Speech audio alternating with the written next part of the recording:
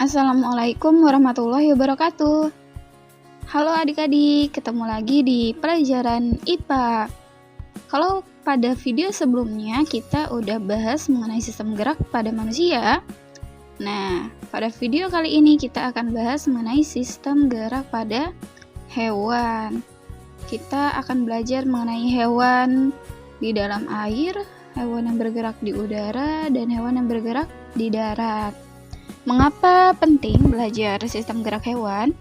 Karena ketika kalian mempelajari materi ini akan membantu kalian memahami bagaimana hewan di sekitar dapat bergerak, sehingga menginspirasi kalian mengembangkan teknologi yang terinspirasi dari struktur dan fungsi pada sistem gerak hewan. Menarik ya? Nah, kalian pasti sudah tahu ya bahwa salah satu sifat makhluk hidup adalah bergerak. Hewan bergerak dengan berbagai macam cara. Misalnya ada hewan yang berjalan, berlari, terbang, berenang, merayap, dan lain sebagainya. Coba kalian perhatikan gerak hewan darat dan gerak hewan yang hidup di air. Berbeda bukan? Hewan darat bergerak menggunakan otot dan rangkanya, terutama kaki. Sedangkan ikan bergerak menggunakan sirip. Dan burung terbang dengan menggunakan sayap. Tahukah kamu bahwa kecepatan hewan berbeda-beda? Kecepatan gerak hewan itu beda-beda ya? Kok bisa gitu sih, Kak?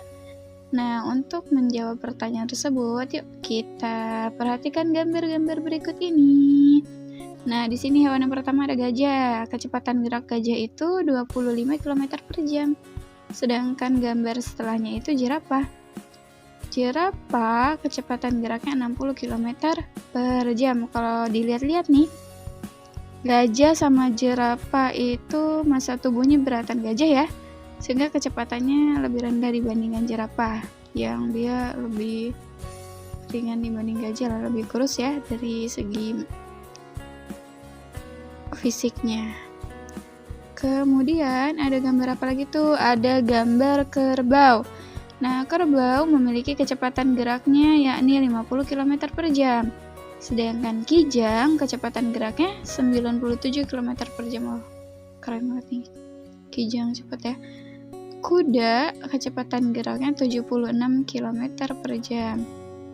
Kalau harimau kecepatan geraknya yang paling cepat ya, 112 km per jam. Dari gambar-gambar tersebut yang paling cepat itu si harimau ya, 112 km per jam. Kamu tahu gak sih kalau hewan bergerak ke berbagai tujuan itu punya mau ngapain? Di antaranya yakni pertama untuk melindungi diri dari predator, dan yang kedua untuk mencari mangsa, sebagai bentuk mempertahankan diri juga sih kelangsungan hidupnya ya. Nah, ini ada gambarnya. Yang gambar bagian A itu ikan sedang berenang menghindari serangan anjing laut. Berarti dia sedang melakukan gerak untuk melindungi diri dari predator ya.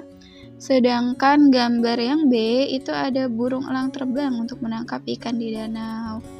Jadi dia memanfaatkan geraknya untuk menangkap mangsa berupa ikan. Nah, kita akan bahas mengenai gerak hewan dalam air. Air memiliki kecepatan yang lebih besar dibandingkan udara. Maksudnya air memiliki kerapatan yang lebih besar dibandingkan udara. Nah, sehingga hewan lebih sulit bergerak di air daripada di udara. Air memiliki gaya angkat yang lebih besar dibandingkan dengan udara.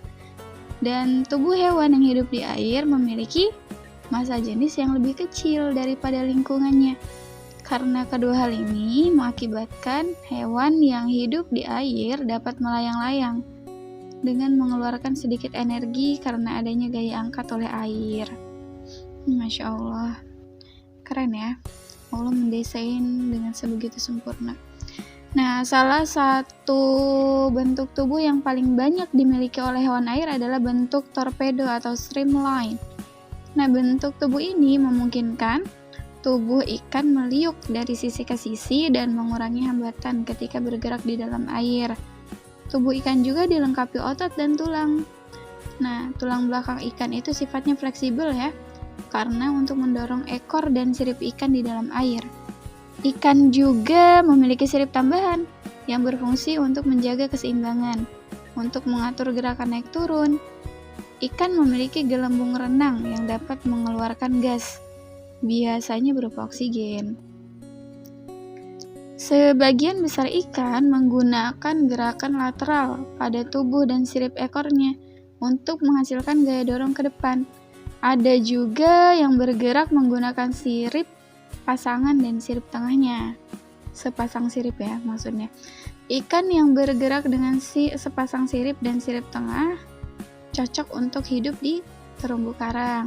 Tapi jika ikan ini tidak dapat berenang, ikan ini tidak dapat berenang secepat ikan yang bergerak dengan menggunakan tubuh dan sirip ekornya.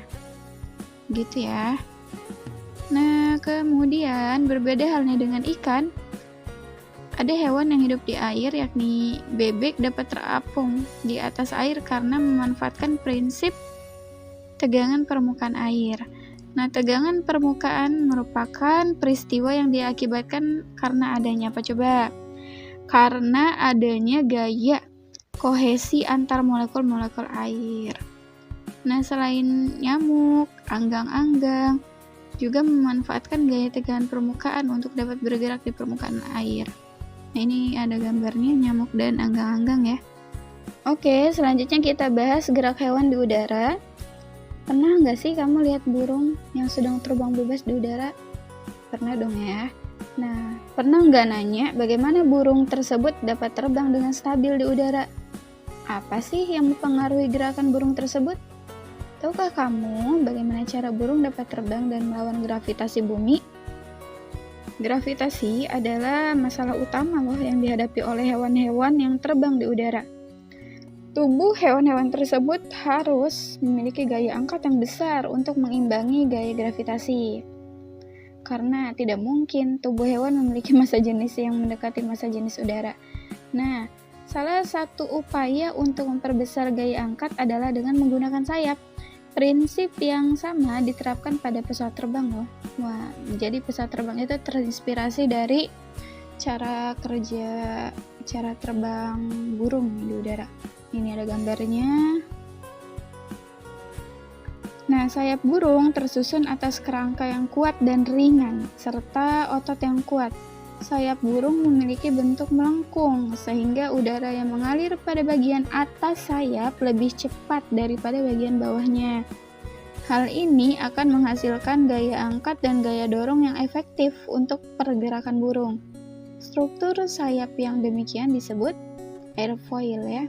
Saat sayap dikepalkan, sayap memberikan gaya aksi terhadap udara di bawah sayap, sehingga udara akan mengalir ke bawah sesuai dengan hukum 3 Newton. Ketika benda pertama memberikan gaya atau sebagai F aksi pada benda kedua, maka benda kedua akan memberikan gaya F reaksi pada benda pertama. Hal inilah yang membuat burung dapat terangkat ke atas. Next, kita bahas mengenai gerak hewan di darat. Hewan yang hidup di darat memiliki otot dan tulang yang kuat. Hal tersebut diperlukan untuk mengatasi inersia atau kecenderungan tubuh untuk diam, dan untuk menyimpan energi pegas atau elastisitas untuk melakukan berbagai aktivitas. Nah, bayangkan bagaimana bila kita berjalan, seseorang mulai berjalan dengan menginjak lantai dengan kakinya. Lantai kemudian memberikan gaya balik yang sama dan berlawanan arah pada orang tersebut. Dan gaya inilah yang menggerakkan orang tersebut ke depan. Dengan cara yang sama, seekor burung yang terbang ke depan memberikan gaya pada udara dengan cara mengepakkan sayapnya ke belakang. Tetapi udara tersebut mendorong balik sayap burung ke arah depan. Gajah dan kerbau memiliki massa tubuh yang sangat besar. Akibatnya untuk bergerak, gajah dan kerbau harus melawan inersia yang nilainya sangat besar juga.